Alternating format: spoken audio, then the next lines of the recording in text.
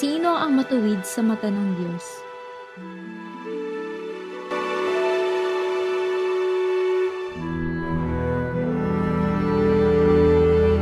Ang kwento sa Ebanghelyo sa araw na ito ay para sa mga taong ang tingin sa sarili ay matuwid at hinahamak ang iba. Ang dalawang tampok na tauhan ay isang Pariseyo at isang maniningil ng buwis. Ang Pariseyo ay isang kilalang bihasa sa kasulatan at sa mga kautusan ni Moises. Ngunit mataas ang tingin sa sarili na siyang nagdadala sa kanya upang hamakin ng iba. Samantala, ang maniningil ng buwis ay buong kamalayang batid ang kanyang mga pagkukulang. Kaya't buong kapakumbaba ang inaamin ang kanyang mga kasalanan at hinihingi ang awa ng Diyos.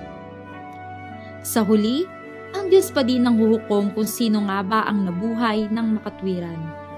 Sa katapusan ng parabola, iniimbitahan ni Jesus ang mga tagapakinig na magpakumbaba sa harap ng Diyos.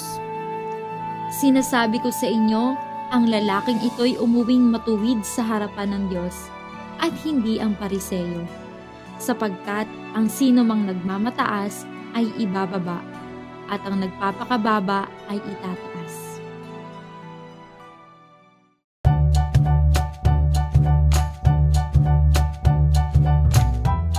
Isa sa mga itinuturing na pinakamahalaga sa mga Hudyo noong panahon ni Jesus ay ang katayuang panlipunan at relihiyon. Itinuturing itong mas mahalaga kaysa sa kayamanang material. Ang mga Pariseyo ay kilala sa kanilang pagiging maalam at maingat na pagpapaliwanag at pagsunod sa batas ni Moises na nakasulat at ipinapangaral. Ito ang nagdadala sa kanila sa mataas na pagtingin sa lipunan at relihiyon at nagbibigay kapangyarihan sa mga tao, kaya't sila'y lubos nilang iginagalang. Gayunpaman, ang malawak nilang kaalamang ito sa batas ang siyang nagbubunsod sa kanilang makaramdam na sila ay mas magaling at mas kinalulugdan ng Diyos. Ang ganitong pag-iisip ay makikita pa din sa panahon sa ngayon. Ang mga may pinag-aralan ay nilalamangan o inaabuso ang kamangmangan ng iba at kadalas ay ginagamit ang dunong sa pagkakamit ng kapangyarihan at kayamanan. Buhay pa rin ang kultura ng diskriminasyon na nagiging sanhi ng pagkakahati-hati ng sambayanan ng Diyos. Hinahamon tayo ng pagbasa na wag nating ituring ang sarili na matuwid at nakahihigit sa iba. Bagkus ay maging mapagpakumbaba at gamitin ang galing sa pag-unlad ng sama-sama. Sinasabi ng katisismo ng Iglesia Katolika, ang pagkakapantay-pantay ng mga tao ay nagmumulang esensyal sa kanilang dangal na personal at sa mga karapatang nagbabantay dito.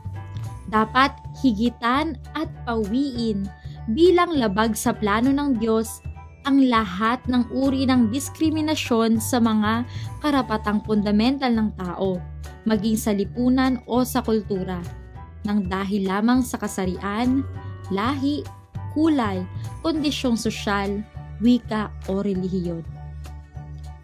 Ang Diyos ang batayan ng lahat ng bagay. Sa Henesis, nilikha ng Diyos ang tao na may pantay-pantay na dangal.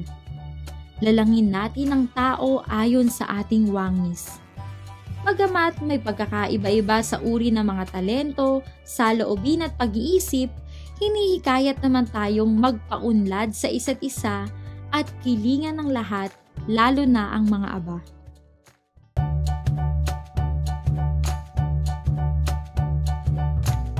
Paano ba natin isasabuhay ang panawagan ng Diyos na maging mapagpakumbaba? Una, huwag maging mayabang sa mga bagay na meron ka. Maaaring mas nakakariwasa tayo sa iba, ngunit lahat tayo ay may kakulangan gaya ng ating kapwa. Ikalawa, matutong makipagkapwa-tao na walang pinipili. Tayong lahat ay magkakapatid sa iisang Diyos, kaya nga may pananagutan tayo sa bawat isa. Alamin natin ang kanilang kalagayan at tulungang makaahon ang mga nasa abang kalagayan sa abot ng ating kakayahan. At ikatlo, maging maunawain at inspirasyon sa iba upang magsikap silang tularan ang iyong halimbawa ng kaayusan ng buhay at pakikipagkapwa.